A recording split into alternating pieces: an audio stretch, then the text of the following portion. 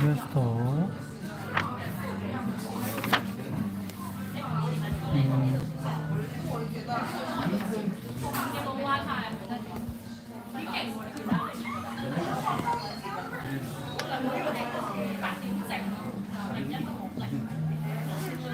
Cure, cure.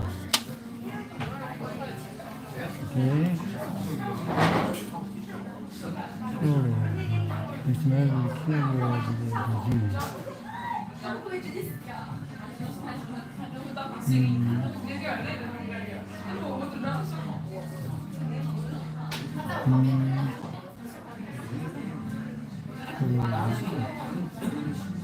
I cure the medical cure you of your disease.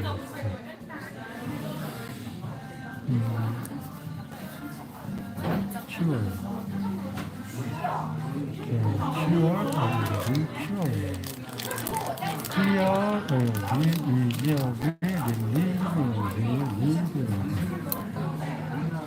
cure. We clear the street of tumors. I ease you of your pain. I can relieve you of your trouble. Okay. Sure.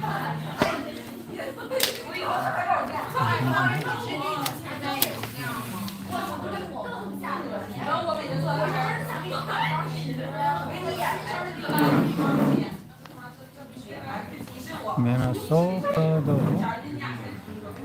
of their name. They strive to perpetuate them at any cost, even blasting hard-boiled egg. This account was reported no sense to call on his name. For this grandson, $25 the parents said.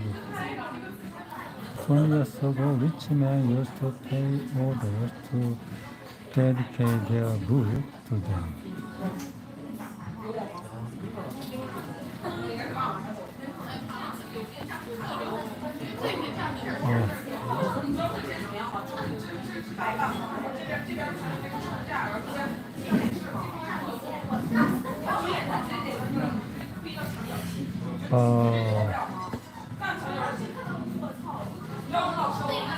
Libraries and museums owe their richest collection to men who cannot bear to think that their names might perish from the memory of the race. New York Public Library has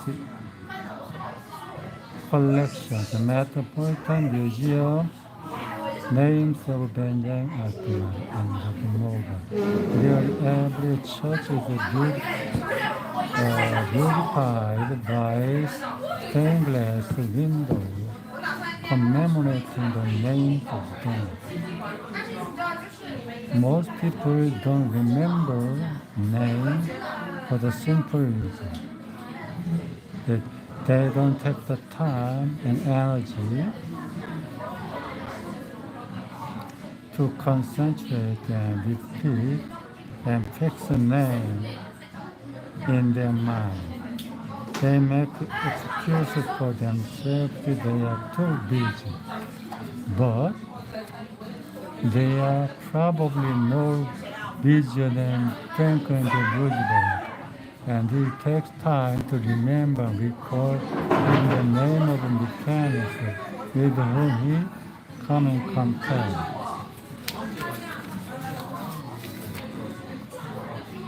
See how it works. When Roosevelt's friends and associates admired the machine, he said in their presence,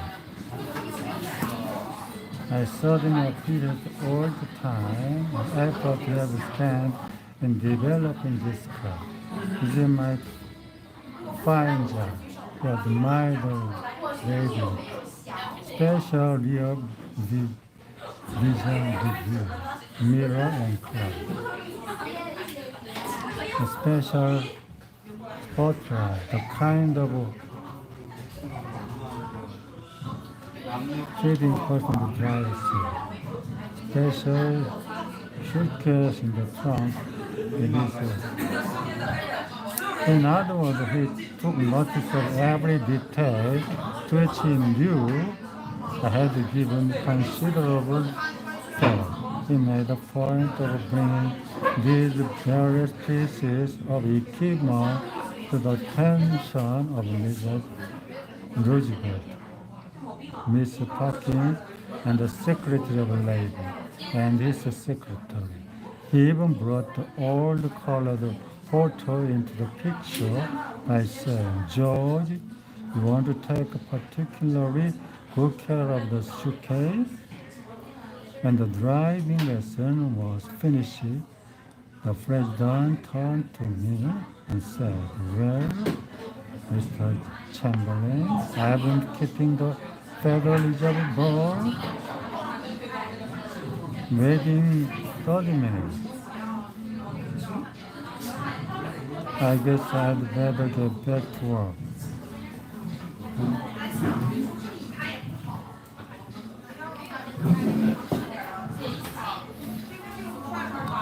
I took a mechanic with me down to the White House.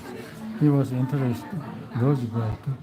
When he arrived, he didn't talk to President Roosevelt for this man in the White. He was a shy child, and he kept in the background. But before leaving us, the president looked for the mechanic, shook his hand, called him by name, and thanked him for coming down to Washington.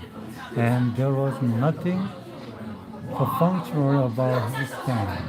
He meant what he said. I could feel that. A few days after returning to New York, I got an autograph, a photograph of President Roosevelt. A little more of thanks again, expressing his appreciation for my assistant. How he find time to do it is a mystery to me. Franklin D. Roosevelt knows that one of the simplest and most obvious and most important ways of gaining goodwill is by remembering names and making people feel important. Yet, how many of us do? Half the time we are introduced to a stranger. Tell a few minutes and can't even remember his name and you say goodbye. One of the first lessons a Polish student learned is this: to recall a border's name is a statementship. To forget it is oblivion. Oblivion.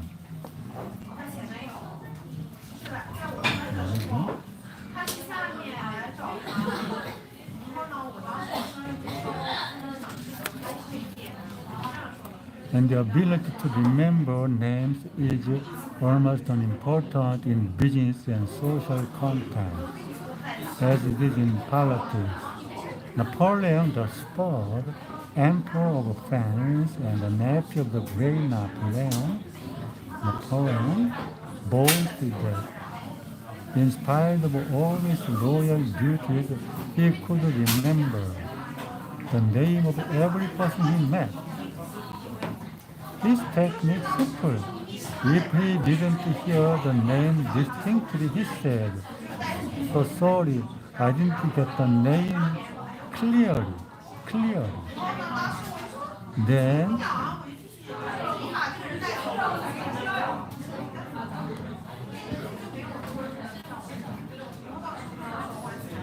if it was an unusual name, he would say, "How is it spelled?" During the conversation, he took the trouble to repeat the name several times and tried to associate it in his mind with the man's features, expression, and general appearance. If the man was someone of importance, Napoleon went even further than.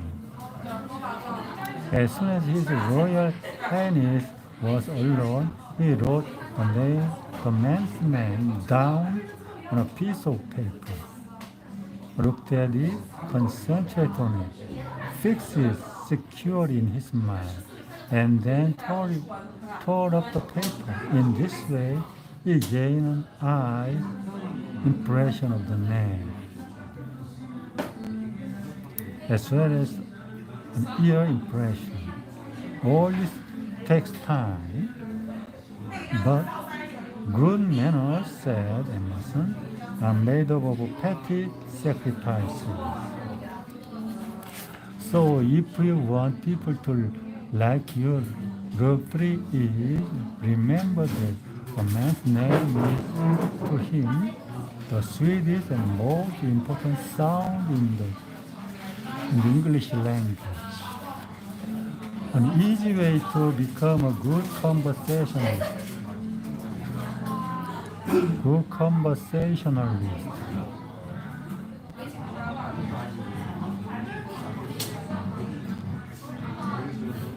Okay, as you see, Hongdae busking zone is under construction. You see, there are only 2 big stages here. They are making only 2 bigger stages than before, right? Okay, keep going on reading. I was recently invited to a bridge party.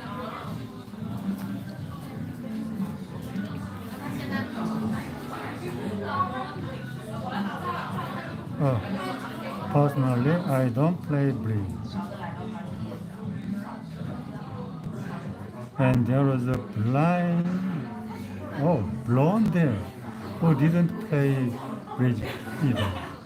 She had discovered that I had only been Royal Thomas manager before he went on the radio. That I had traveled in Europe.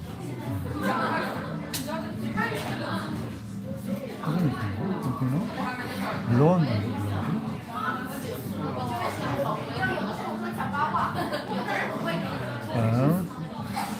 Radio while helping him prepare the illustrated travel tour he was then doing. So she said, "Oh, Mr. Kennedy, I do want you to tell me about all the wonderful places you have visited and the sights you have seen."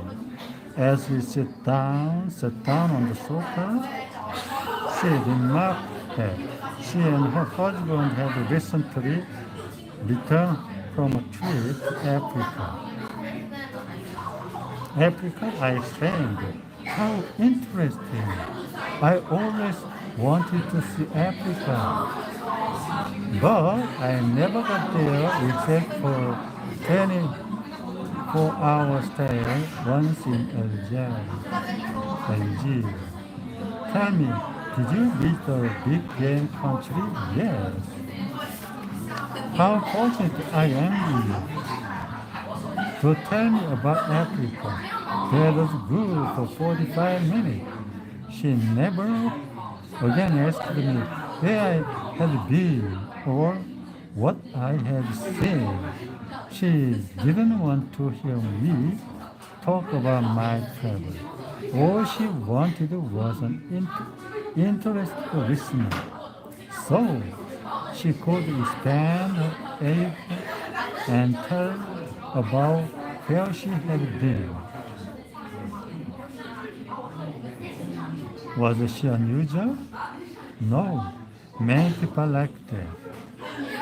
For example, I recently met a distinguished botanist at a dinner party given by New York Book Publishers. I'd never talked to a botanist before, and I found him fascinating. I literally sat on the edge of my chair and listened while he spoke of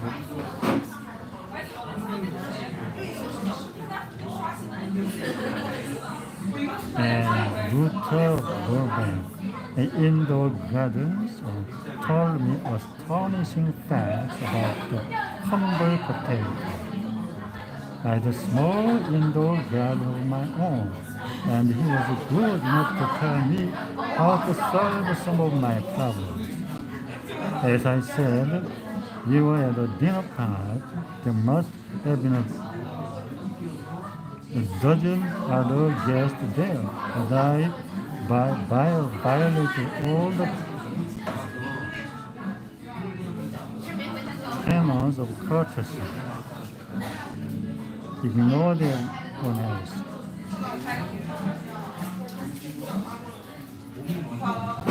Violated all the canons of courtesy. Ignored everyone else.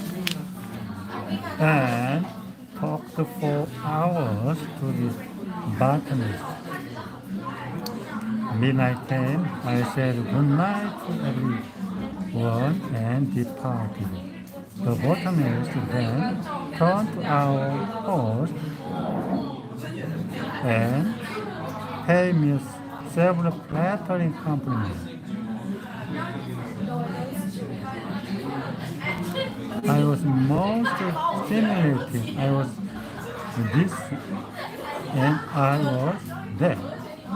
And he ended up by saying I was the most interesting conversationalist.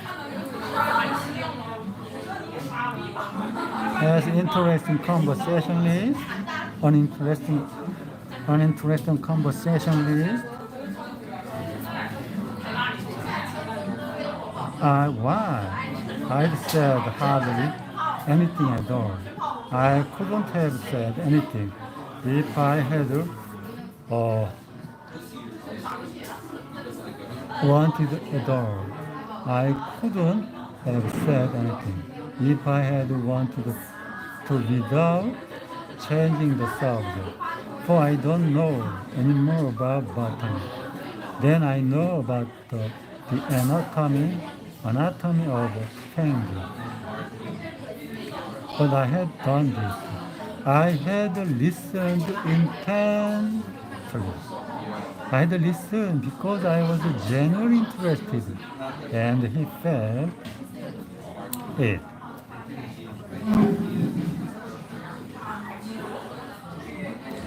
Naturally, that pleased him.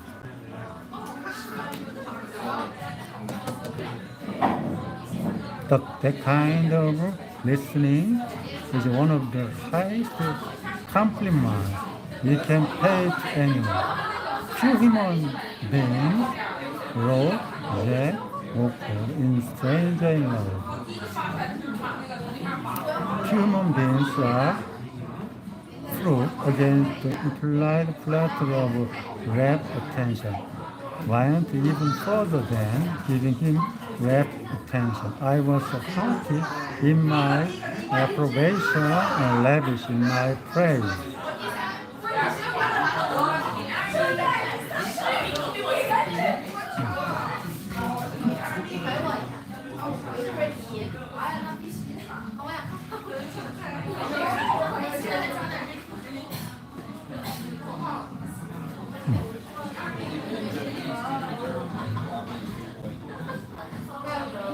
That kind of interesting is one of the highest compliments. Okay? I told him I had been immensely entertained and instructed. And I told him I wished that I had his knowledge, and I do. I told him that I should love to wander the field with him, and I should. I told him I must see him again, and I must. And so I had him thinking of me as a good conversationalist. And in reality, I had been merely a good listener and encouraged him to talk.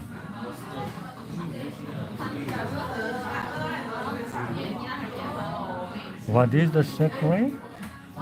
The mystery of a successful business interview. Well, according to that genius Crowler, there is no mystery about successful business intercourse.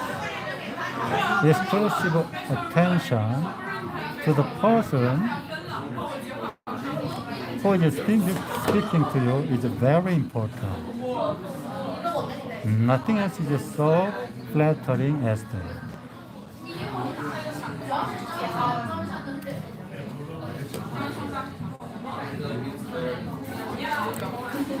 Self-evident, you don't have to study for 4 years in Harvard to discover that. Yes, I know, and you know merchants who will rent expensive space, but they're good economically. Dress their windows appealingly, spend hundreds of dollars in advertising, and then hire clerks who haven't the sense to be good listeners. Clerks who interrupt customers, contradict them, irritate them, and all but drive them from the store. Take, for example, the experience of this. He related this story in one of my classes.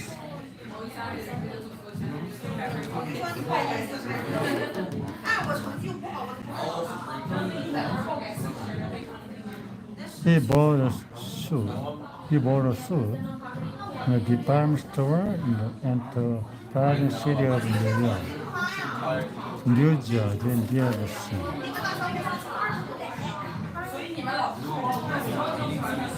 The show proved to be disappointing.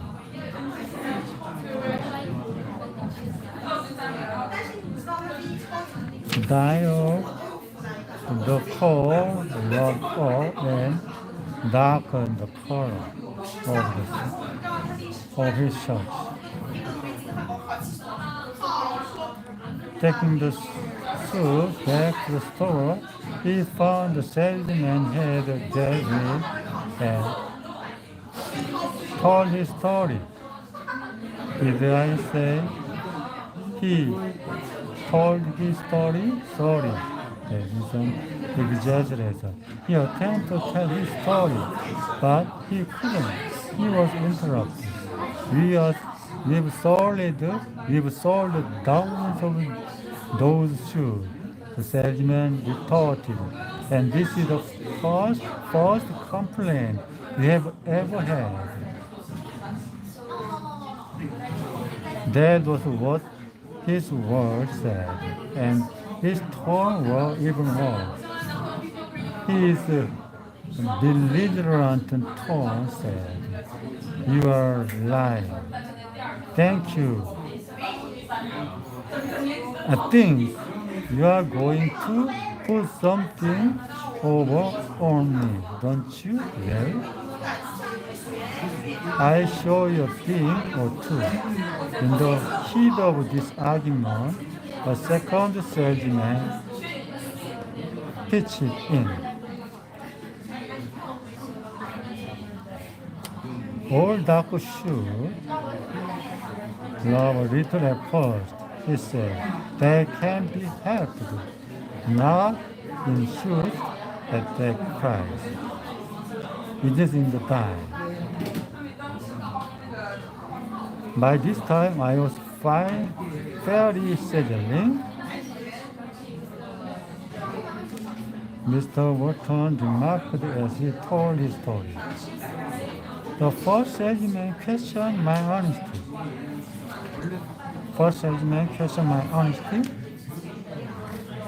And the second one intimated that I had purchased a second-rate article.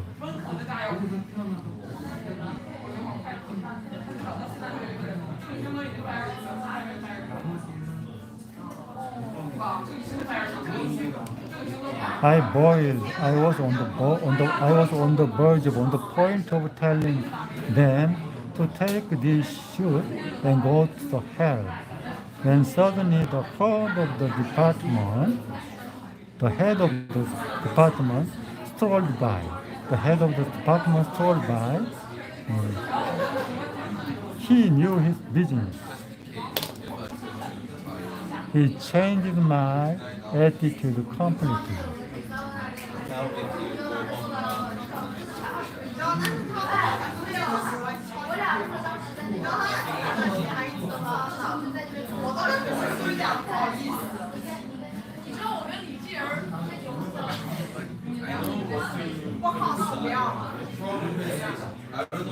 He turned an angry man into a satisfied customer. How did he do it? By three things. First, he listened to my story from beginning to end without saying a word. Second, when I had finished and the salesman again start to air their views. He argued with them from my point of view.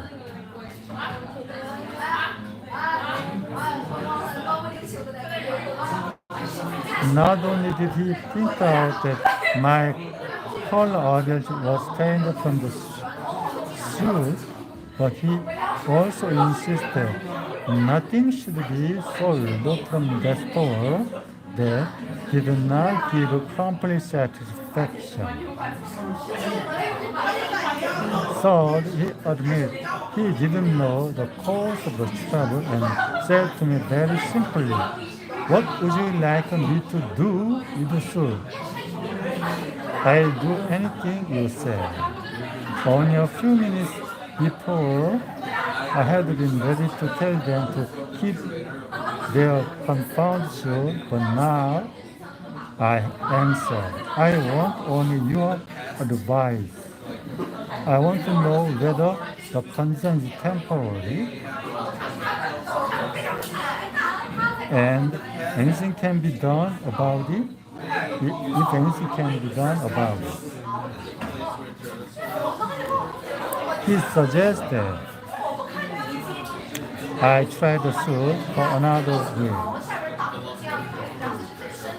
If it isn't satisfactory, then he promised, bring it in and we'll give you one daddy. We are so sorry to have caused you this inconvenience. I walk out the store satisfied. The soup was all right at the end of the week, and my confidence in that department store was completely restored.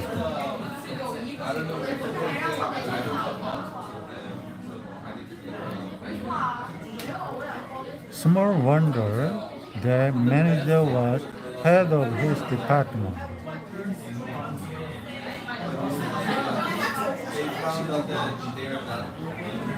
And as for his subordinates, they will remain. I was about to say they would remain clerk all their lives.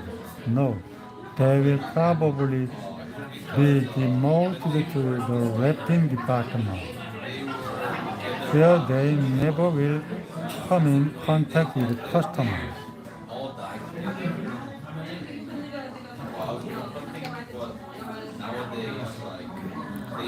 The chronic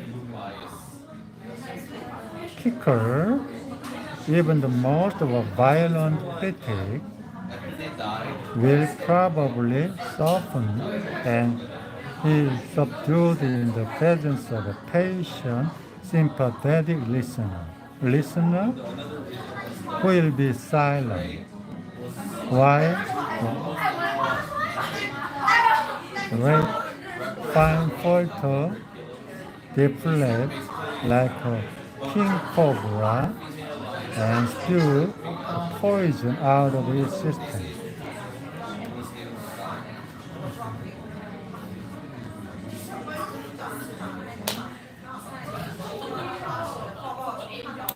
To illustrate, the New York Telecom Company discovered a few years ago that it had to deal with one of the most vicious customers who ever caused a hello bird. And he did cause. He threatened to tear the phone out by its neck. He refused to pay certain charge, which he declared was fraud. He wrote a letter to newspaper. He filed innumerable complaints with the Public Service Commission, and he started several suits against the telecom company. At least one of the company's most skillful troubleshooter was sent to interview this Stormy Pepper. This troubleshooter listened and let the old boy enjoy himself. Enjoy himself by pouring out his tirade. The telephone man listened and said yes, and sympathized with his grievance.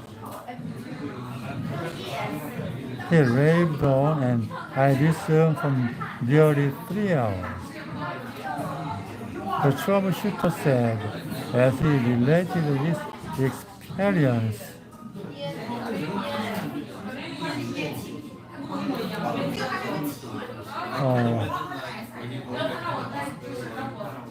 before one of the oldest classes. Then I went back and I listened some more. I interviewed him 4 times, and before the first visit was over, I had become a charter member of an organization he was starting. He called it the Telephone Subscribers Protect Association. I'm still a member of this organization, and so far as I know, I'm the only member in the world today besides Mr. I listened and sympathized with him on every point that he made during these interviews. He had never had a telephone man talk to him that way before, and he became almost friendly.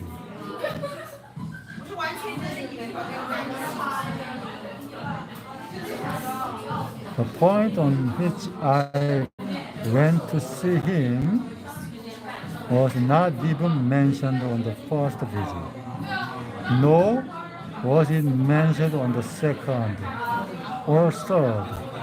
But upon fourth interview, I closed the case completely. Had all been paid in full, and for the first time in the history of his difficulties with telephone company, he withdrew his complaint to the commission.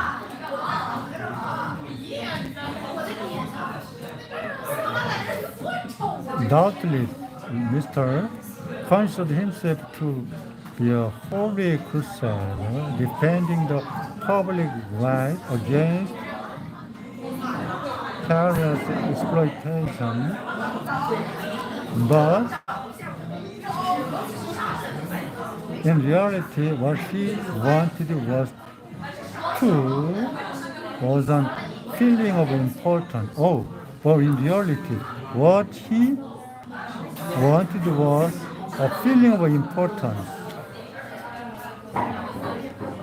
He got this feeling of importance at first by kicking and complaining, but as soon as he got his feeling of importance from a representative of the company, his imagined grievances vanished into thin air.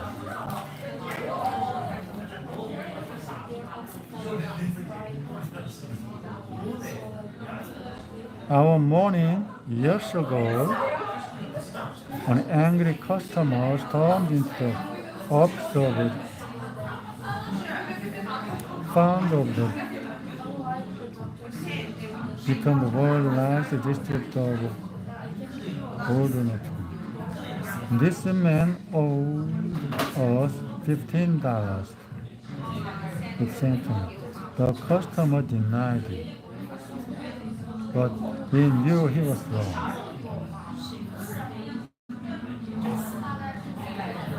So our credit department had insisted that he pay. After getting a number of letters from our credit man, he packed his grief and made a trip to Chicago and hurried into my office to inform me not only that he was not going to pay the bill, but that he was never going to buy another dollar worth of goods from the company. I listened patiently to all he had to say.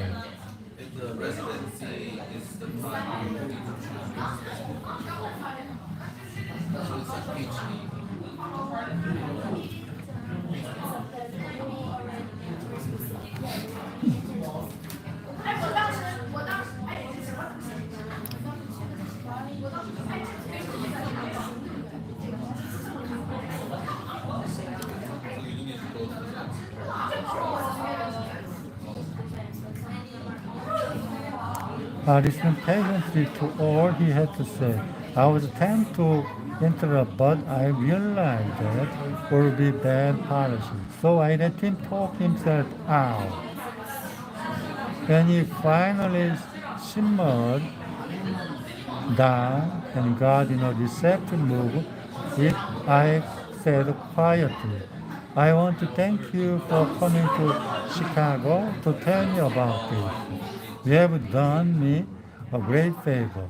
For if our credit department had annoyed you, it may annoy other group customers, and that would be just too bad. Believe me, I am far more eager to hear this than you are to tell it. That was the last thing in the world he expected me to say.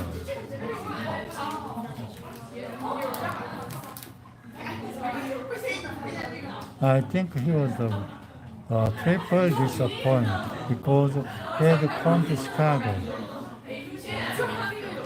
to tell me a thing or two, but here I was thank him instead of scrap, scrapping with him. I assure him we would wipe $15 charge of the book and forget it. Because he was a very careful man with only one account to look after.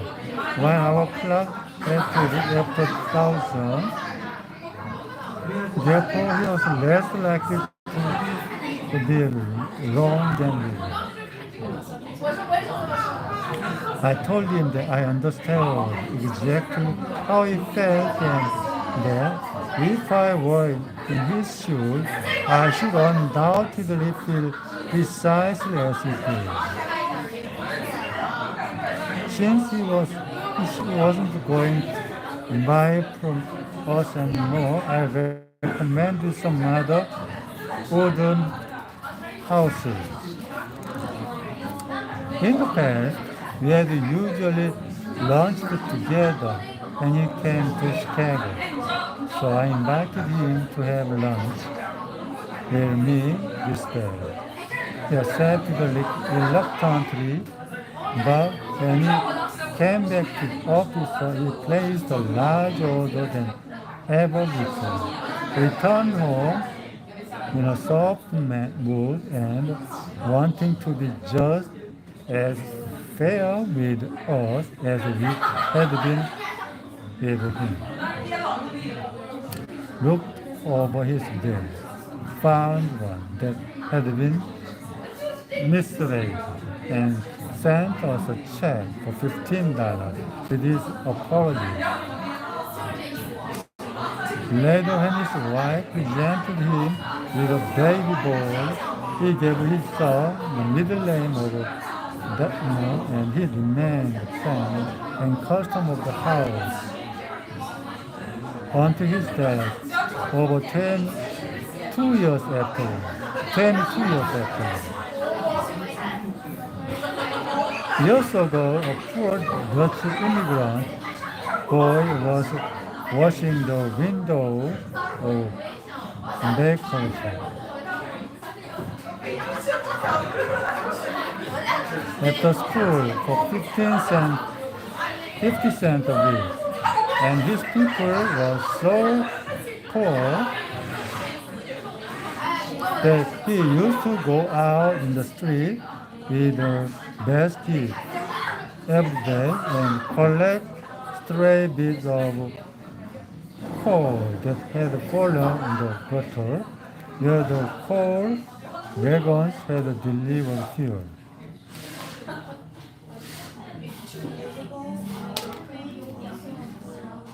Edward Burke never got more than 6 years schooling in his life. But eventually he made himself one of the most successful magazine editors in the history of American journalism. How did he do it? That is a long story. But how he got his start can be told briefly.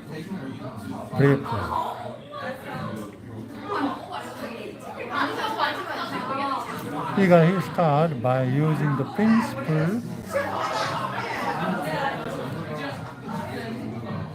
principles advocated in this chapter. He left school when he was 13 and became an office boy for the Western Union at $6 and 25 cents a week. But he didn't, for one moment, give up the ideal of an education. Instead, he started to educate himself. He saved his car fares and went without lunch until he had enough money to buy an encyclopedia of American biography. And then he did unheard of things. He read the lives of famous men and wrote them asking for additional information about their childhood. He was great. He was a good listener. He encouraged famous people to talk about themselves.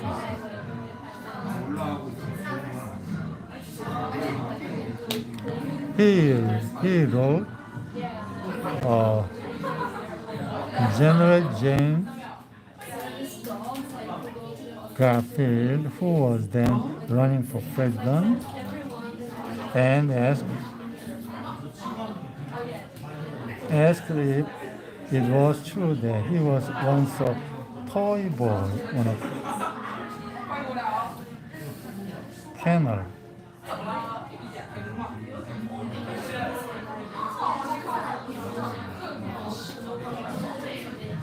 Nepal replied. He wrote General Grant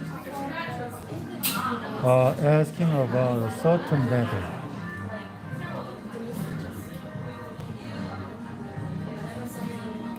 And Grant drew a map for him and invited this 14-year-old boy to dinner and spent the evening talking to him. He wrote emotion to talk about himself.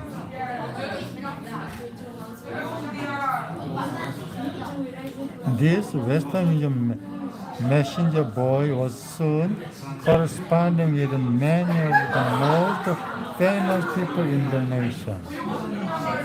Emerson, Rose, Oliver, Lovelock.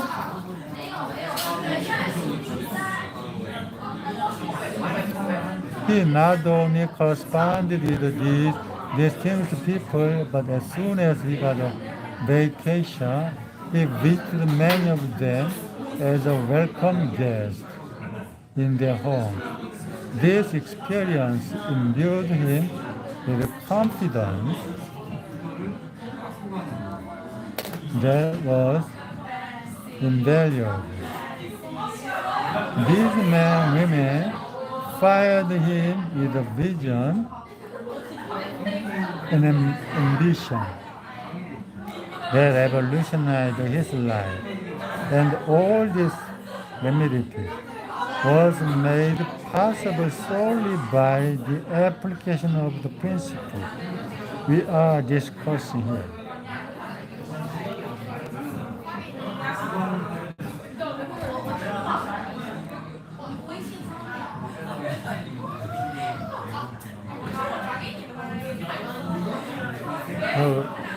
Who started with the world champion interview of a celebrity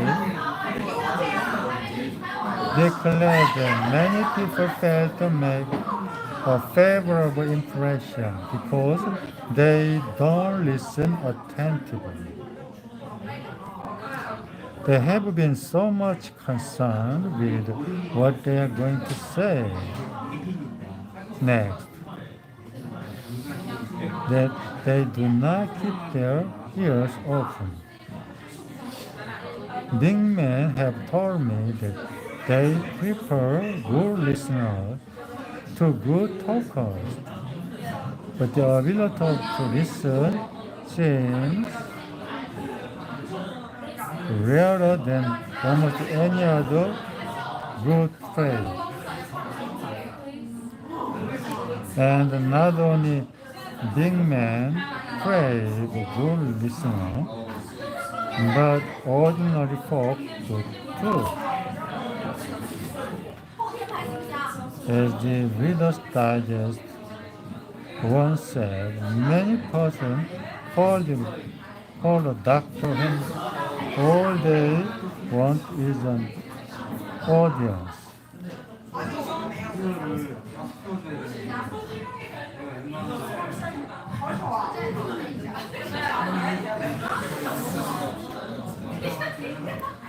During the darkest hour of the cold Civil War, Lincoln wrote to an old friend out in Springfield, Illinois, asking him to come to Washington. Lincoln said he had some problems he wanted to discuss with him. The old neighbors called at the White House, and Lincoln talked to him.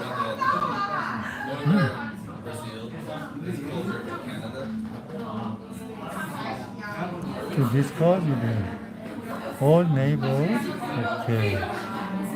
During the darkest hours of the Civil War, Lincoln wrote to an old friend out in Springfield, Illinois, asking to come to Washington. Lincoln said he had some problems he wanted to discuss with him. The old neighbor called at the White House, and Lincoln talked to him for hours about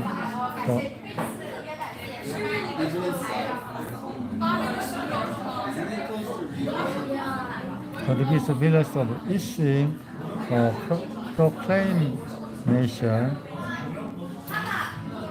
freeing the slave.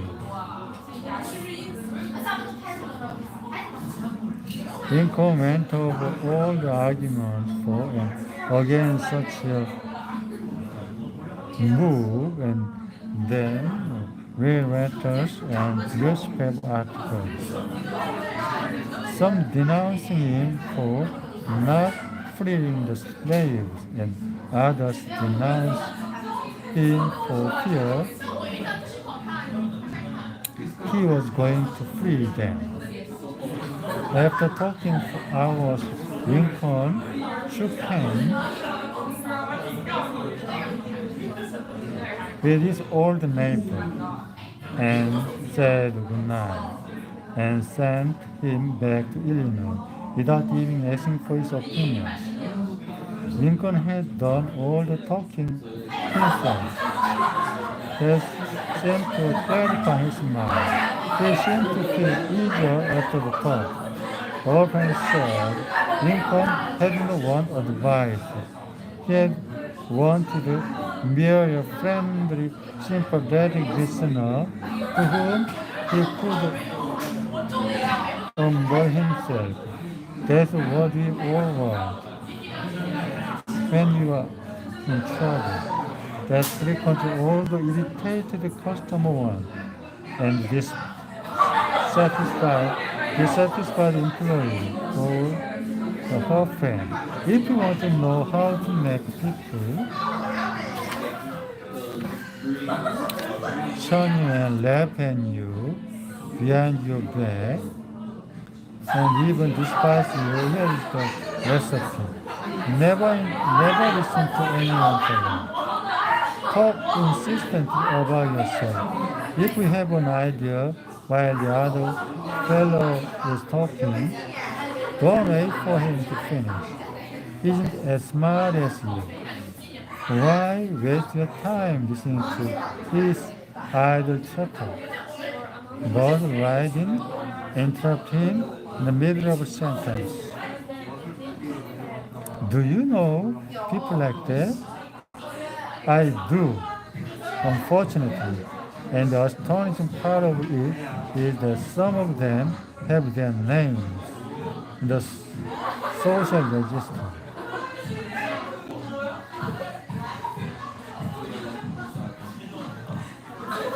Oh, that all they are. Oh, intoxicated with their own egos, drunken with a sense of their own importance. The man who talks only of himself thinks only of himself, and the man who thinks only of himself says, 20 is hopelessly uneducated. He is not educated, said Dr. Buckley, no matter how intellectual he may be. So, if you aspire to be a good conversationalist, be an attentive listener. As we said, if proceed to be interesting,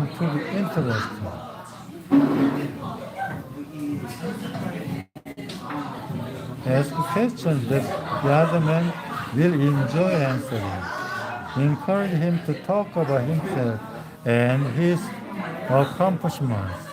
Remember that the man you are talking to is 100 times more interested in himself and his want and his problem than is in you and your problem. Is to say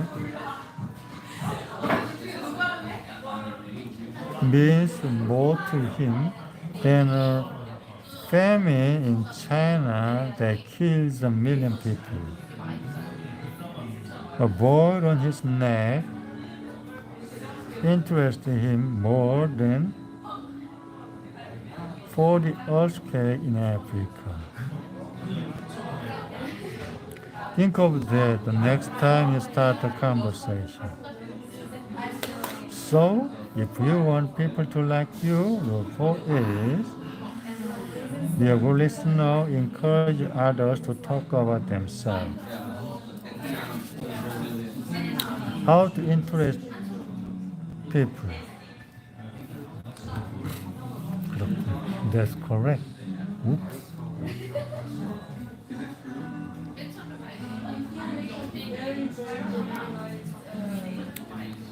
How to interest people. Everyone who visited Theodore Roosevelt Oyster Bay was astonished at the range and diversity of his knowledge.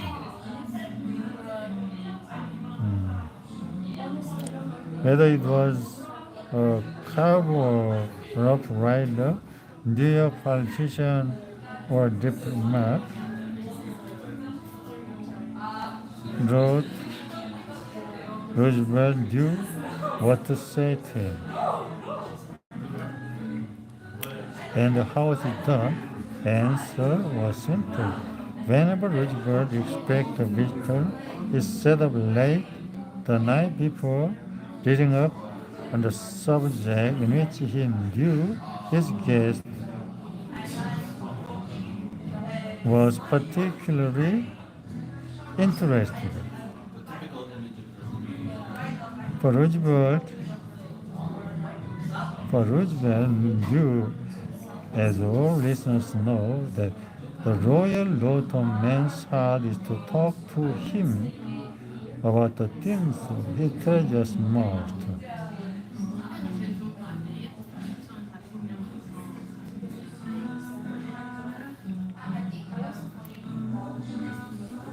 Daniel Williams,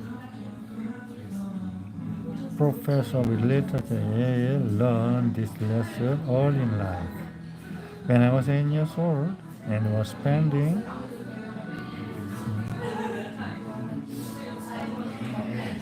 a weekend beating my own liver at home in Stratford on the his essay on emergency. A middle-aged man called one evening, and after polite skirmish with my aunt, He devoted his attention to me.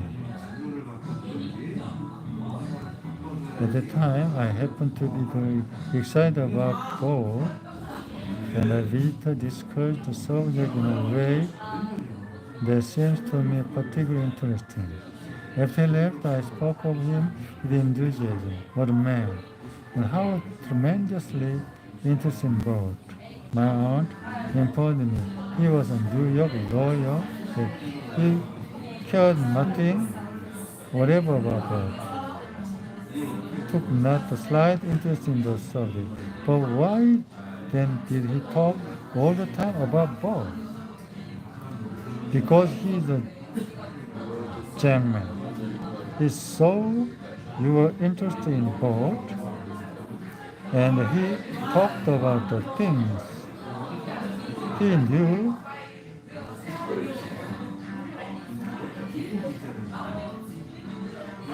things. He saw you were interested in the both, and he talked about the things he knew would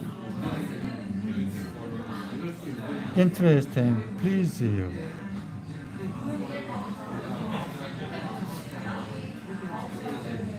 He made himself agreeable, and I never forget my aunt's remark. As I wrote this chapter, I have before me a letter from a man active in Boy Scout work. One day I found I need a favor. So, a big scout jamboree was coming up in Europe, and I wanted the president of one of the largest corporations in America to pay expense of one of my boys for the trip. Fortunately, just before I went to see this man, I heard that he had drawn a check for $1 million, and that after it was canceled, he had a What's the president when they're about big and lost to Germany? friend. So the first thing I did when I entered his office was to ask to see the check. A clerk for $1 million. Check for $1 million. I told him I never knew that anybody had ever written such a check, that I want to tell my boys that I had actually seen a check for $1 million. He gladly showed it to me. I admired it and asked him to tell me all about how it happened to be drawn. You notice it? Don't you? Didn't begin by talking about Boy Scout or Jamboree in Europe. What it was he wanted? He talked in terms of what interested the other man. Here's the result. Presently, the man I was interviewing said, "Oh, by the way, what was it you want to see me about?" So I told him, to my best surprise, he not only granted immensely what I asked for, but much more. I had asked him to send only one boy to Europe, but he sent 5 boys and myself, gave me a letter of credit for $1,000, and told us to stay in Europe for 7 weeks. He also gave me letters of introduction to his branch president, putting them at our service, and he himself met us in Paris and showed us the town. Since then, he has given job to some of the boys whose parents were involved, and he's still active in our group.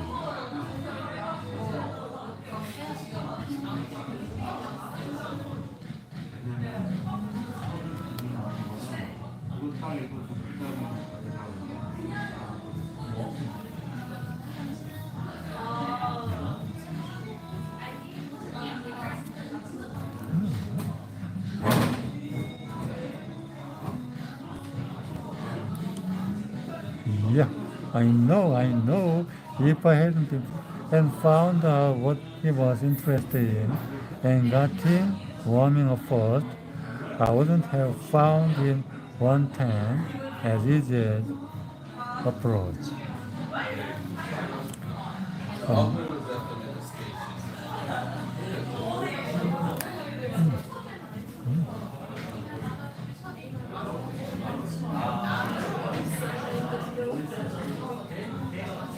is this a valuable technique to use in business? Is it?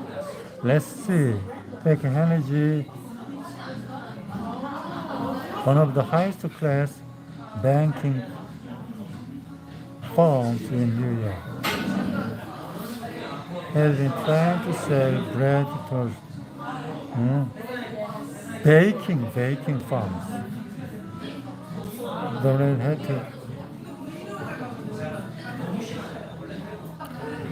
had been trying to sell bread to certain New York hotels.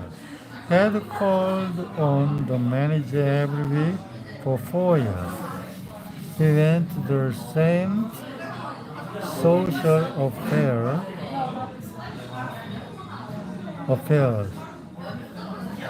the manager attended. He even took months in the hotel and lived there in order to get the business, but he failed. Then said, after studying human reasons, I resolved to change my action, tactics. Oh, change my tactics. I decided to find out what interests this man, what caught his enthusiasm. I discovered he belonged to a society of hotel men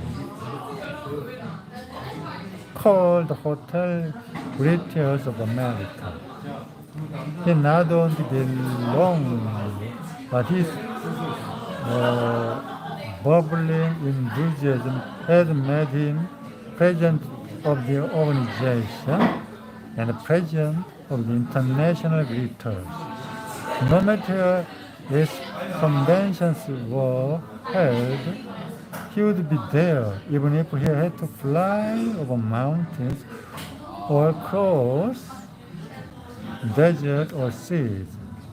So when I saw him the next day, I began talk about the greeters. What a response I got. What a response. He talked to me for half an hour about the greeters. His tone vibrant with enthusiasm. I could plainly see that this society was his hobby. The passion of his life. If I left his office, he sold me a membership in his organization. In the meantime, I had said nothing about bread, but a few days later, the steward of his hotel phoned me to come over with samples and prices. I don't know what you did to the old boy. The steward greeted me, but he sure sold on you. Where all this Think of it. I have been drumming at that man for 4 years, trying to get his business. And I'd still be drumming at him.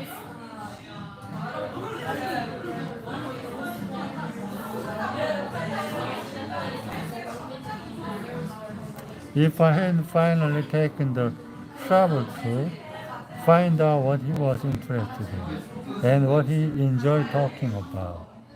So, if you want to make people like you'll find is talk in terms of the other man's interest. How to make people like you instantly. How to make people like you instantly.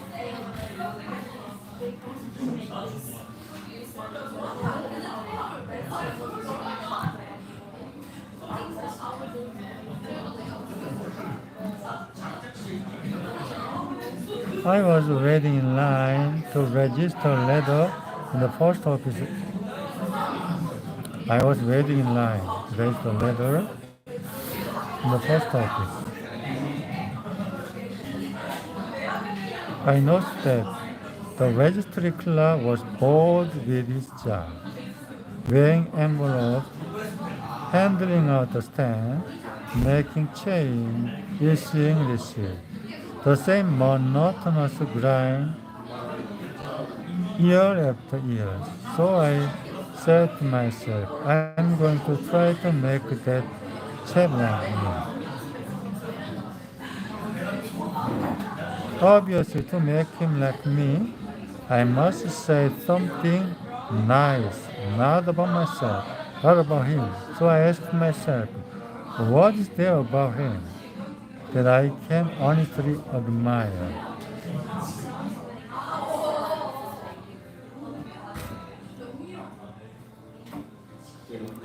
That is sometimes a hard question to answer, especially with strangers. But in this case, it happened to be easy. I instantly saw something I admired no end. I instantly saw something I admired no end. So while he was weighing my envelope, I remarked with enthusiasm, I suddenly wish I had your head over here. He looked up, half startled, his face beaming with smiles. Well, it isn't as good as it used to be, he said modestly. I assure him that although it might have lost some of its pristine glory, nevertheless, it was still magnificent. He was immensely pleased. We carried on a pleasant little conversation, and the last thing he said to me was, many people have admired my hair. I'll bet that chef went out to lunch that day, walking on air. I bet he went home that night and told his wife about it. I bet he looked in the mirror and said, it is a beautiful head of hair.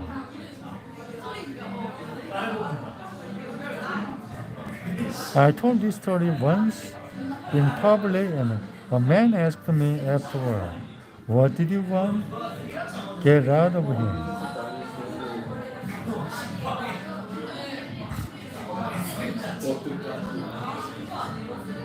What was I trying to get out of him?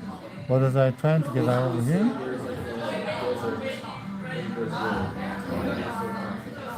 If you're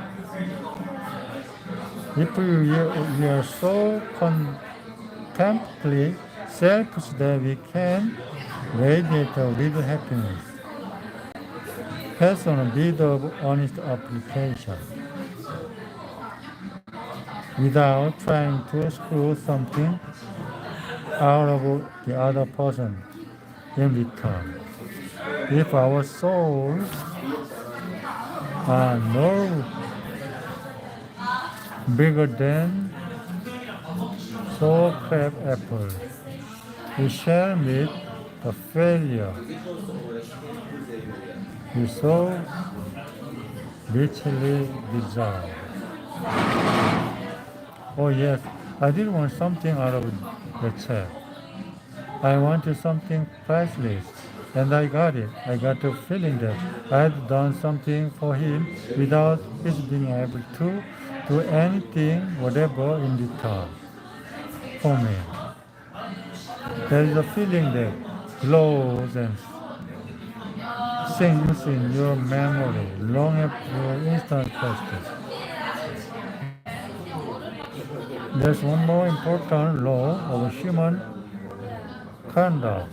If we obey the law, we shall almost never get into trouble. In fact, the law, if obeyed, will bring us countless friends and constant happiness. But the very instant we break the law, we shall get endless trouble. The law is this: always make the other man feel important.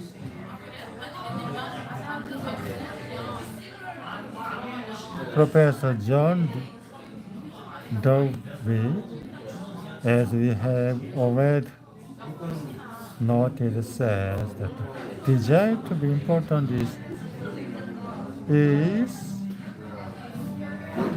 the deepest urge in human nature. And Professor William James said, the deepest principle in human nature is to craving to be appreciated. As I have already pointed out, it is an urge that differentiates us from animals.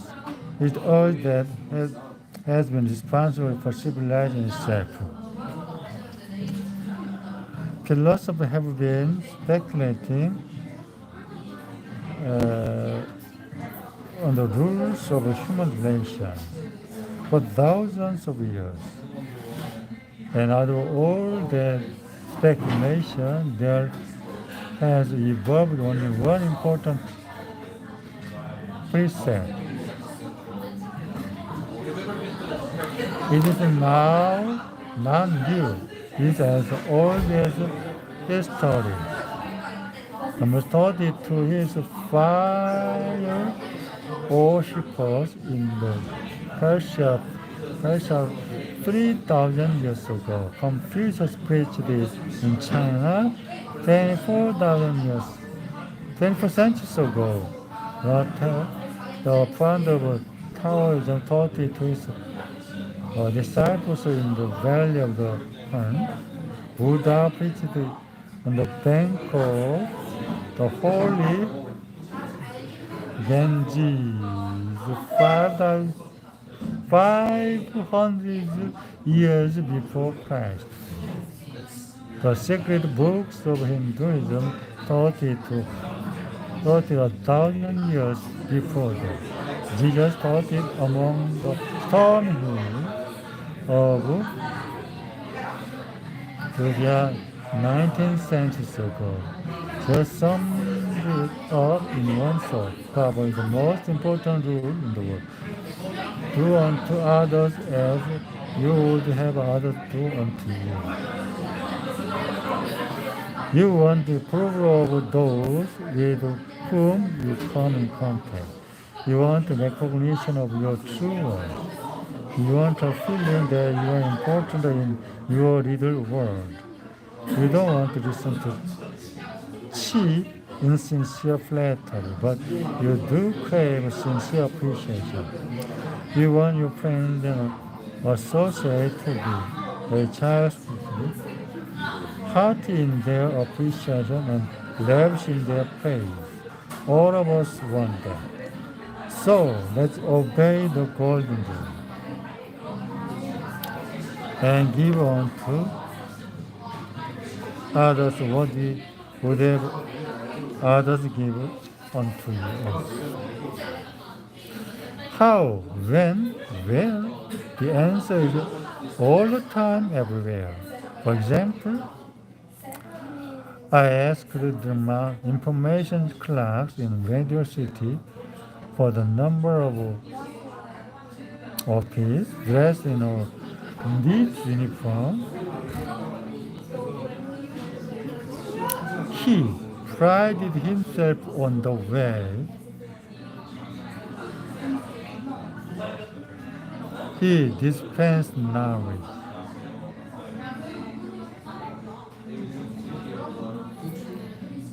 Clearly and distinctly, he replied, Penny,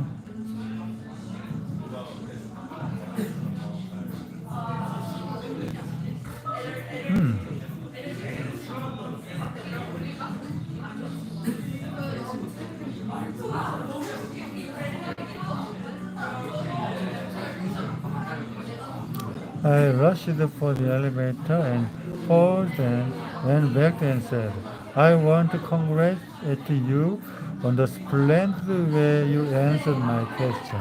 You are very clear and precise. You did it like an artist, and that's unusual. Beaming with pleasure, he told me why he made each pause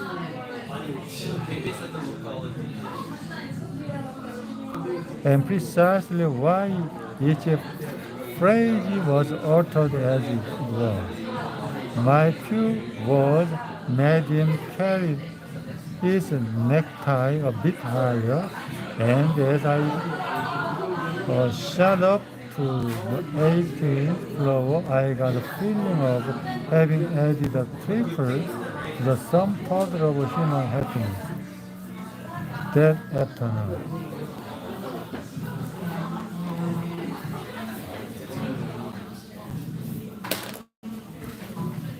You don't have to wait until you are.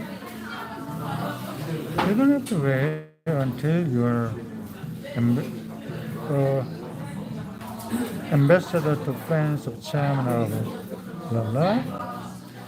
Before you did philosophy of appreciation, you can work magic with it almost every day.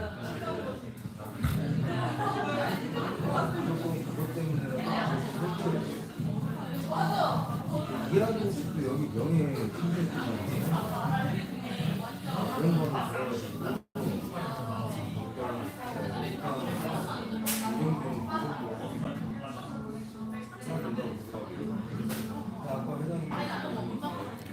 If, for example, the waitress brings us mashed potatoes when we order French fries, let's say, I'm sorry to trouble you, but I prefer French fries. She replied, no trouble at all, and we'll be glad to do it because you have shown respect for her.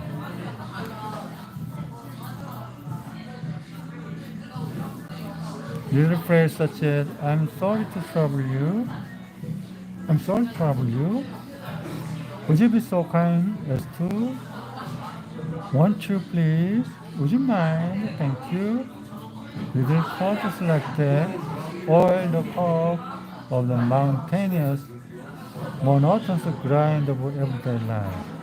And instantly they are the hallmark of good breeding. Let's take another illustration. Did you ever read any of Hall?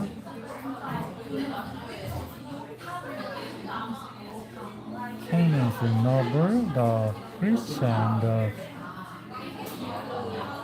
next month? Millions of people read his novels, countless millions. He was the son of a blacksmith. He never had more than 8 years schooling in his life. Yet, when he died, he was the richest literary man the world has ever known. The story goes like this. Paul Kane loved song and ballad, so he devoured all of Dante Gabriel Russian poetry. He even wrote a lecture chanting the praises of Rossetti himself. Rossetti was delighted, and the young man who has such an exalted opinion of my ability must be brilliant. He invited his blacksmith sons to come to London and act as his secretary. That was turning point to life.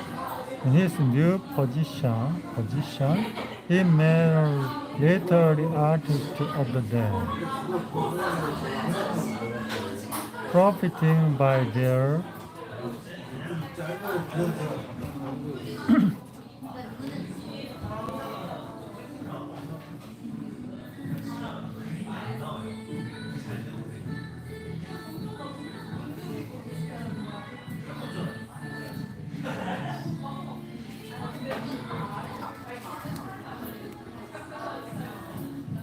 Inspired by their encouragement, he launched a career that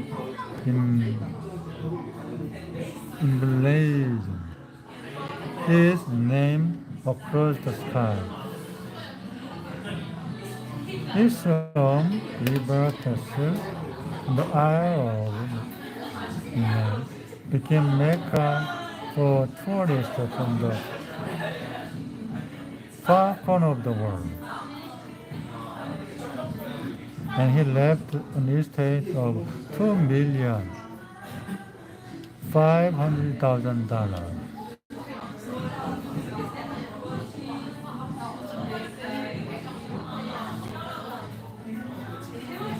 Yet, who knows? He might have died poor and unknown. Had he not written an essay expressing his admiration for famous men. Such is the power, stupendous power, sincere, heartfelt appreciation.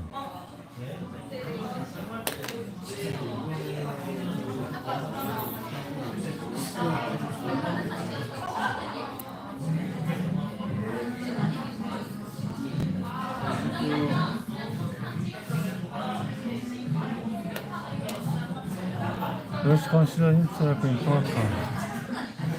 That is not strange. Almost everyone considers himself important, very important. So does every nation. Do you feel that you are superior to the Japanese? The truth is that the Japanese consider themselves far superior to you. The conservative Japanese, for example, is imputed at the side of a white man dancing with Japanese lady.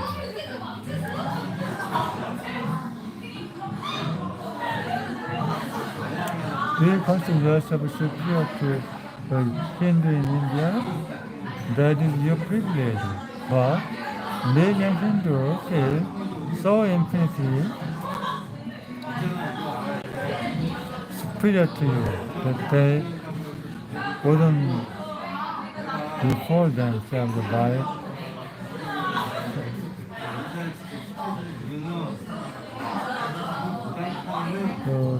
so that your heart and shadow had fallen across contented.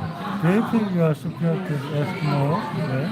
That's your privilege. But would you really like to know what the Eskimos think of you? Well, there are few native herbals among the Eskimos.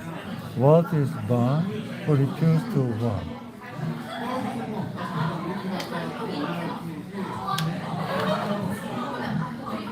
Eskimos call them white men.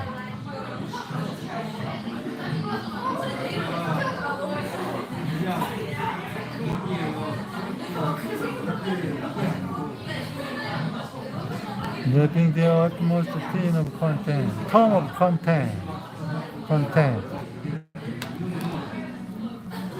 Each nation feels superior to other nations.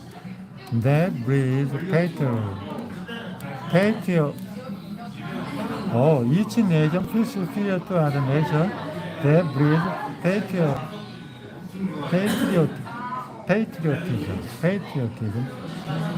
Yeah, each nation feels superior to other nations. That breeds patriotism.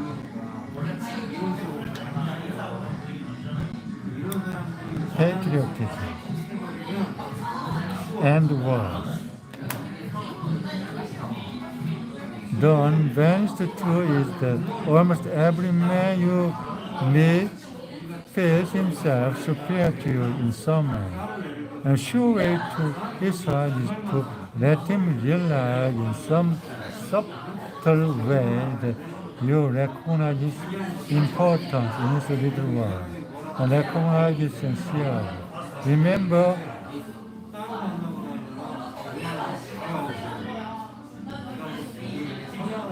what emotion said, every man I meet is in some way my superior, in that I can learn of him. And the third part of it is that frequently those who have the least justification for feeling of achievement bolster up their inner feeling of inadequacy by outward shouting and turmoil and consider offense when truly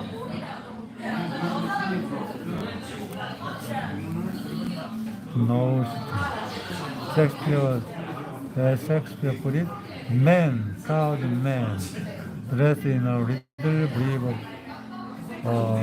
authority to play such fantastic tricks before high heaven as make angels will.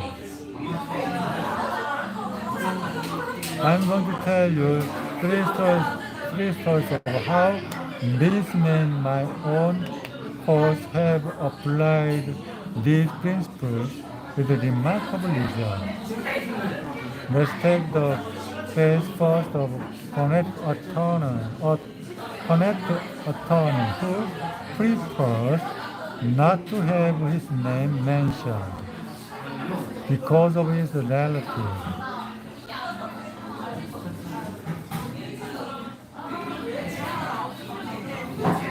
He'll call him down. Shortly after joining the court, he motored down to Long Island with his wife to visit some of his own relatives.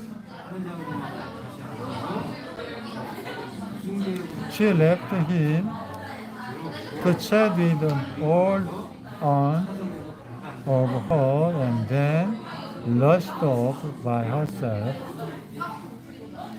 to visit some of her younger relatives.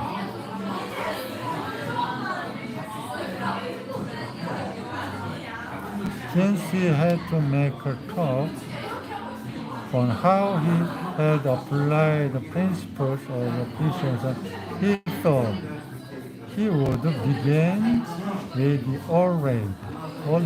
So,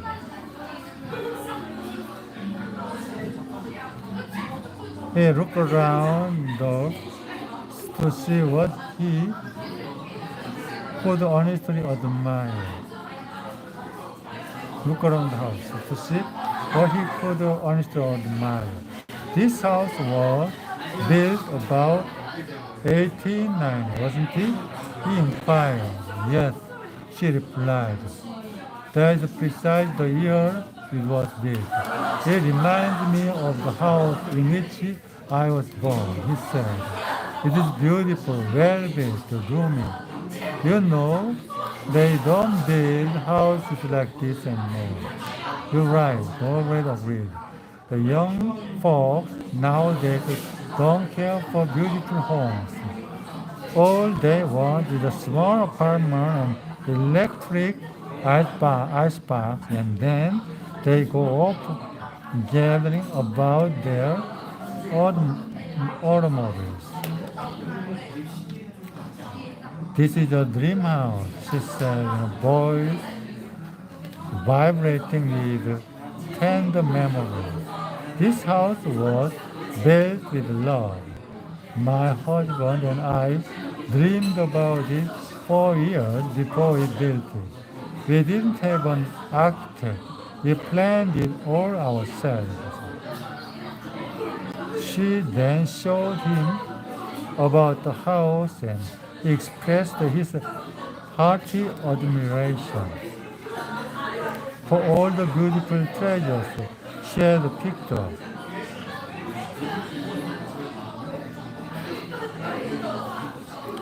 In her travels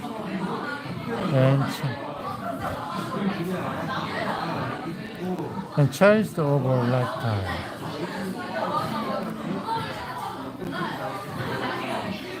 All English tea, sir.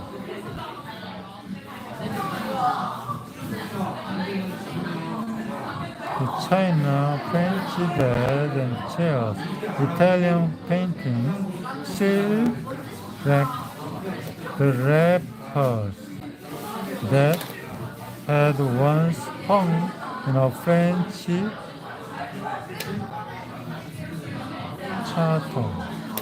After showing me through the house, said,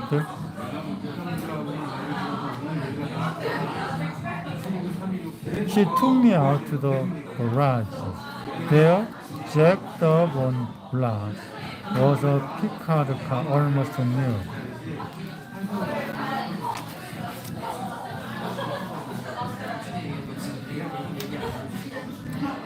My husband bought that car shortly before he passed on. She said softly, I've never ridden in it since his death.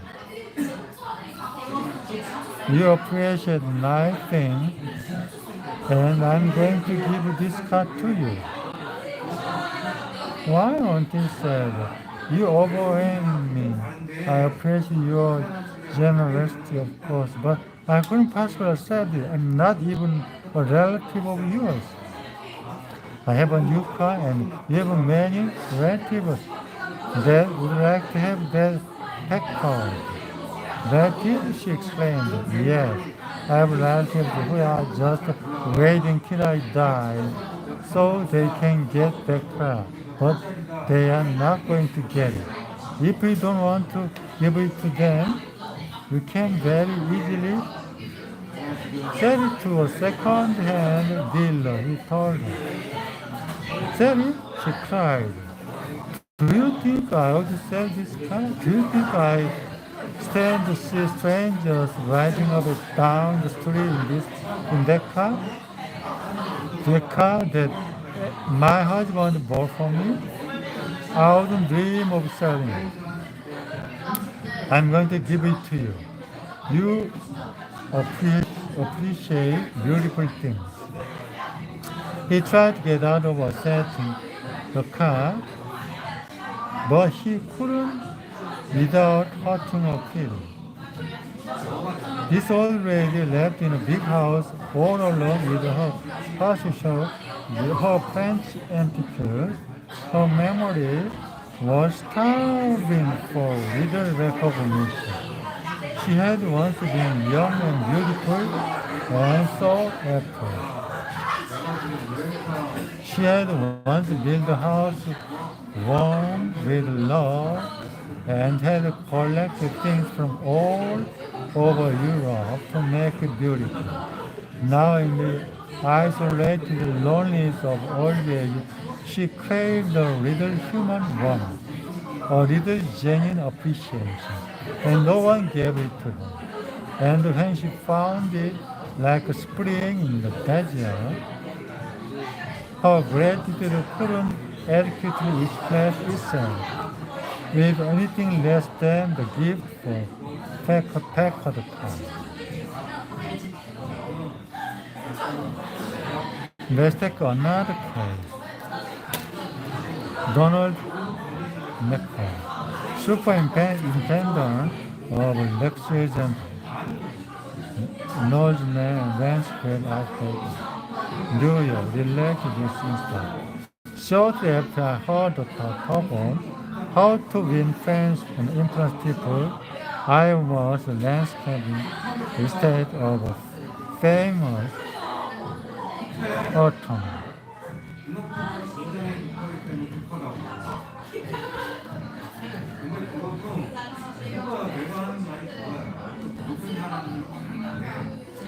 The owner came out to give me a few suggestions about where he wished me to plant a massive. I said, you have a lovely hobbies. I have been admiring your beautiful dog. I understand you win a lot of blue ribbons every year at the big dog show, Scare Garden. Yes, the judge replied, I do have a lot of fun with my dog. Wouldn't you like to see my kennel? He spent almost an hour showing me his dog and the prize they have won. Even brought out there pedigree and explain the bloodlines responsible for such beauty and intelligence. Finally, turning to me, he asked, "Do you have a little boy?" "Yes, I do," I replied. "Yes. Wouldn't he like a puppy?" The judge inspired. "Oh, yes. It'll be pink." "All right, I'm going to give him one," the judge announced. He started to tell me how to feed the puppy. Then he paused. "You'll forget it if I tell you. I'll write it down." So the judge went in the house, typed out the pedigree and feeding instructions, and gave me a puppy worth of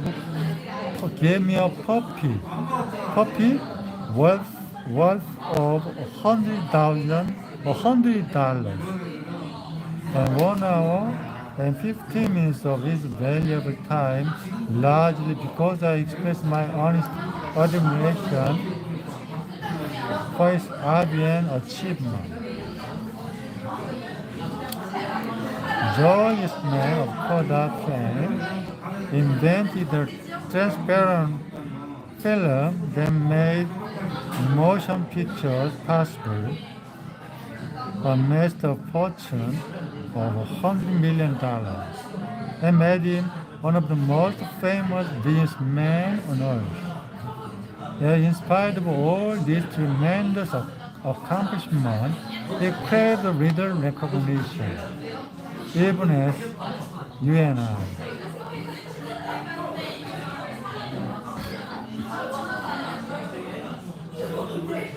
To illustrate, a number of years ago, Eastman was building the Eastman School of Music in Rochester and also Silver Hall, a theater in memory of his mother, James Thompson, president of the Superior Seating Company of the New York, wanted to get the order to supply the theater chair for this building.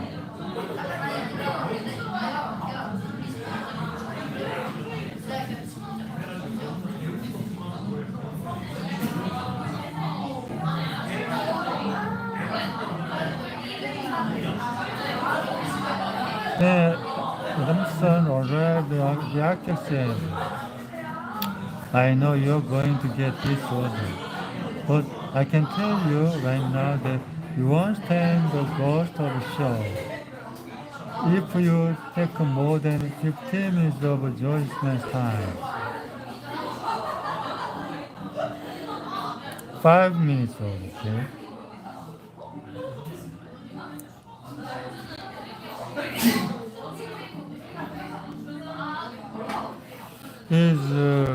Martinez is very busy, so tell your story quickly and get it out. Madame Sada Hospital said, "I know you're going to get this order." "Oh, you want to get this order, but I can tell you right now, if you want to stand the ghost of a show,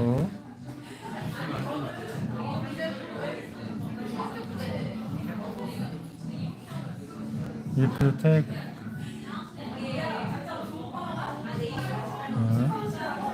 tell you right now they won't take stand-up ghost of show. If you take more than 5 minutes of your Eastman's time, Mr. Martinez is very busy. So tell your story quickly and get out." Thompson was prepared to do just that. When he was ushered into the room, he noticed Mr. Eastman bending over a pile of paper at his desk. Presently, Mr. Eastman looked up, removed his glasses, and walked toward the architect and Mr. Thompson said, "Good morning, gentlemen." What can I do for you? react interested and then Mr. 이상도 써요. 똑같은 말씀을 얼마나 들었어.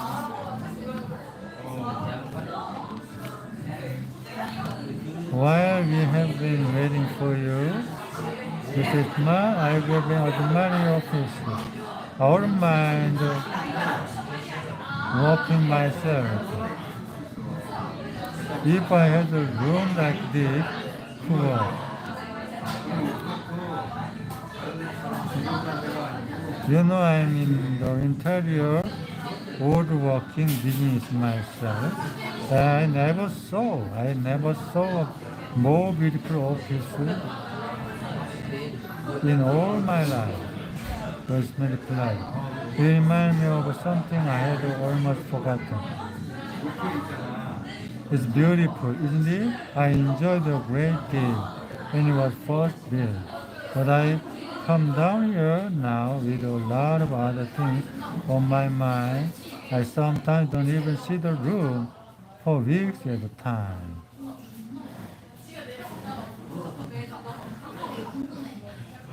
Adamson walked over and rubbed his hand across the panel. This is English oak, isn't it? A little different texture from Italian oak. Yes, it's replied. That is imported English oak. It was selected for me by a friend who specializes in fine wood. The man showed him about the room, pointing out the proportions, the coloring, and the hand carving and other effects that he had helped to plan and execute.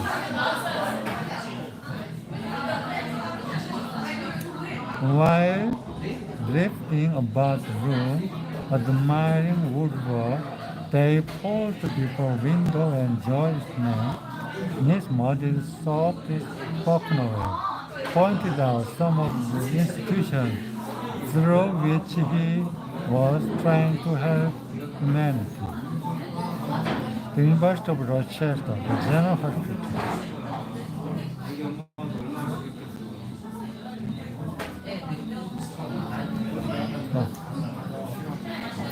homeopathic hospital and friendly home, the Children's Hospital. Mr. Damson congratulated him warmly on the idealist way.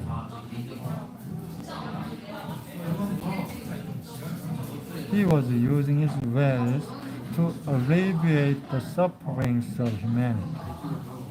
President George then unlocked the glass case and pulled out the first camera he had ever owned.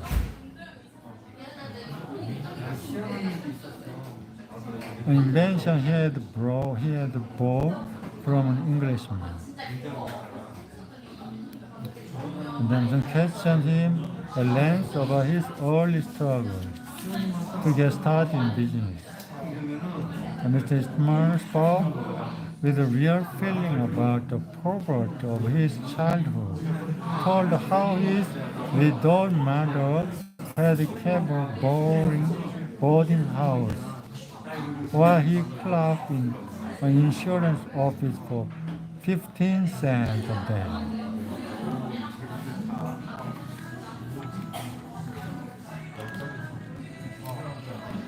Terror of poverty haunted him day and night, and he resolved to make enough money so his mother wouldn't have to work herself to death in a boarding house.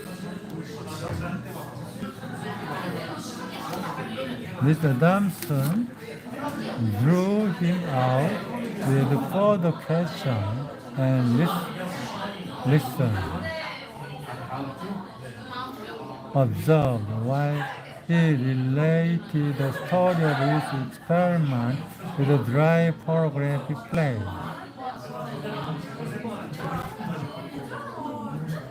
He told how he had worked in a office all day and sometimes experimented all night, taking only brief naps while the chemicals were working, sometimes working and sleeping in his clothes for 72 hours at a stretch. James Dunn had been ushered into Eastman's office at 10:15 and warned that he must not take more than 5 minutes. But an hour passed, 2 hours passed, they were still talking. Oh, finally, it stopped raining. Wow. They say that tomorrow will be a sunny day, so I'm going to filming busking in Gangnam area. Finally, George Eastman turned to Adamson and said, last time I was in Japan, I bought some chairs, brought them home and put them in my sunpad, but the sun filled the pan, so I went downtown the other day, bought some pen and painted the chairs myself. Would you like to see would you like to see what sort of job I can do painting chairs? All right, come up to my home. Have lunch with me. And I showed at the lunch, businessman said Damson the chairs had brought from Japan. They one was more than 1.5, 1.50 dollar piece, but George Smith, who had made $100 million in business, was proud of them because he himself had painted them. The order for the seat amount to $90,000. Who do you suppose got the order? James Edmond, one of his competitors. From that time on, until Mr. Eastman's death, he and James Edmond were close friends. Where should you and I begin applying this magic touchstone of appreciation? Why not begin right at all? I don't know of any other place where it is more needed, more neglected. Where should you and I begin applying this magic touchstone of appreciation? Why not begin right at home? I don't know of any other places where it is more needed or more neglected. You might must have some good point, at least you won't thought, shared, or you wouldn't have none.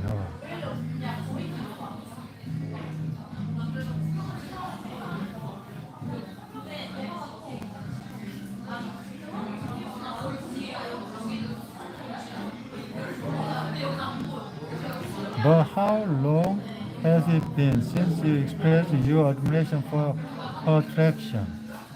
How long? How long? I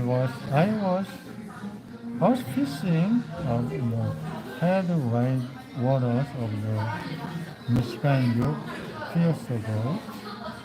I was isolated in a lonely camp deep in the Canadian woods. The only thing I could find to read was a country newspaper. I read everything in it, including the ads and articles. Her article was so fine, I cut it out and kept it. She claimed she was tired of always hearing lectures to breathe, lectures to drive. She declared that someone ought to take the bridegroom to one side and give him this bit of sage advice. Never get married until you have kissed the Diana Stone, praising a woman before marriage is a matter of inclination. But praising one after you marry her is a matter of necessity and personal safety. Matrimony is no place for candor, it's a field for diplomacy. Matrimony is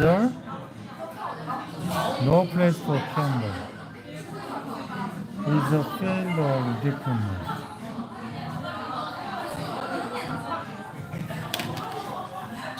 If you wish to fare every day, never knock your wife's housekeeping or make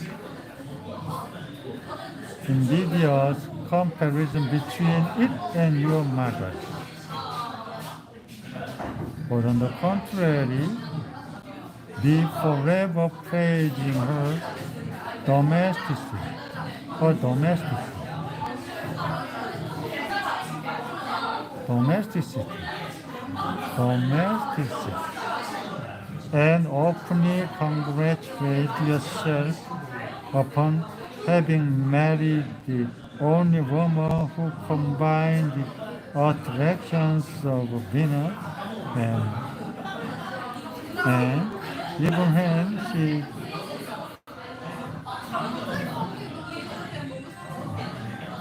the bread don't complain.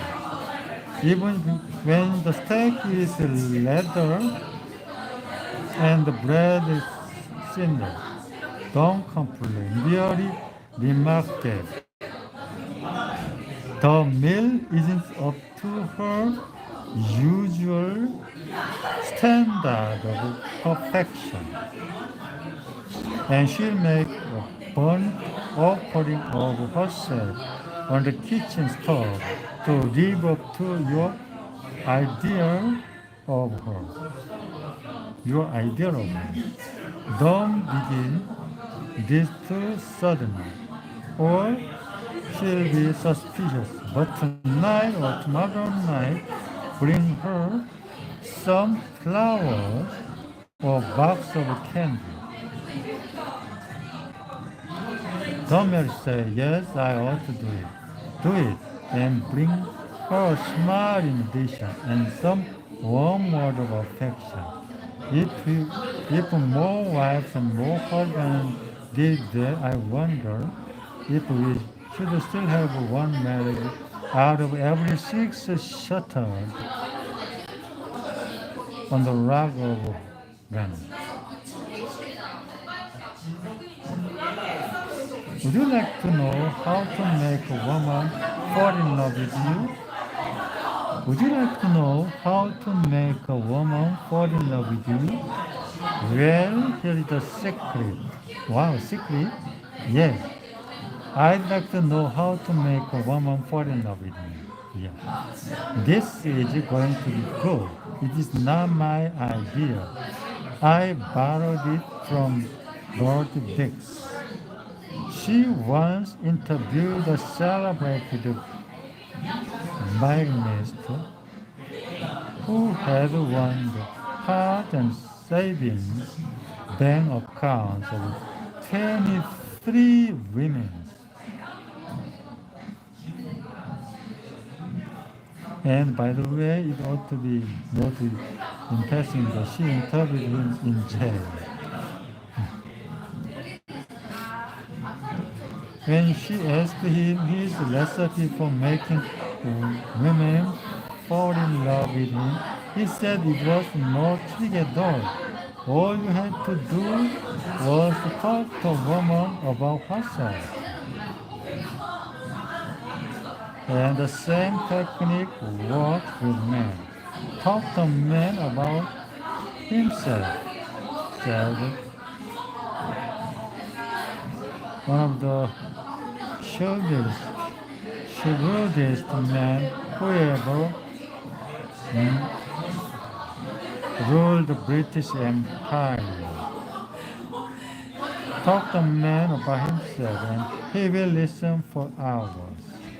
So if we want people to talk, 6, 8, make other person feel important and do it sincerely.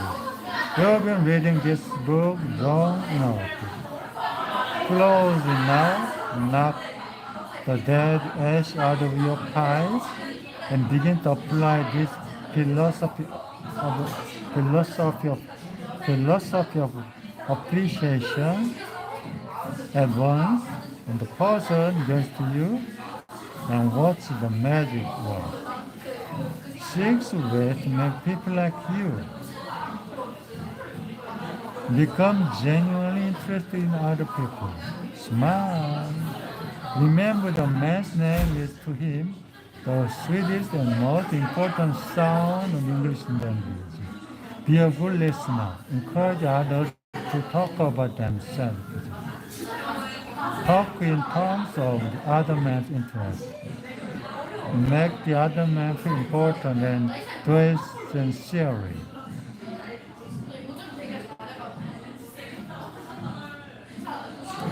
Remember, the man's name is to him the sweetest and most important sound in English language.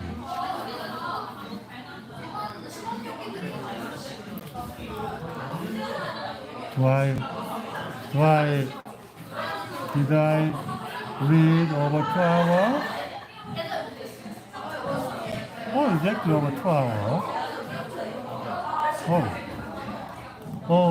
SEC.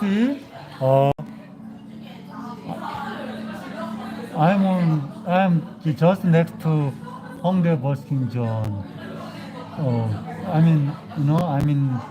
I'm a cafe and looking down on the busking place, which is under renovation, as you see. They are making this time. They are making 2 bigger stage here than before. 2 bigger stages, busking stage than before, as you see.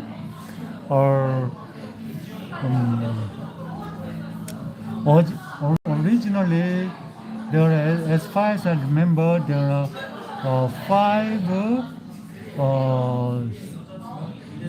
smaller stages than these newly ones, but they renovate and reduce it to 2 bigger stages here than before. Okay.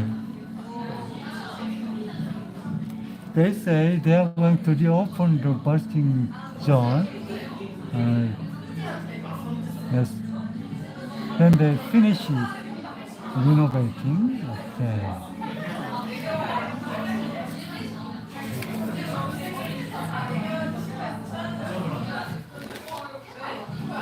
I think it's time to call it night. I'm going to stop tonight because, as you know, I'm feeling this. Okay, so many subscribers want to see, today my family. So I don't want to disturb my subscribers, so I'm going to stop now.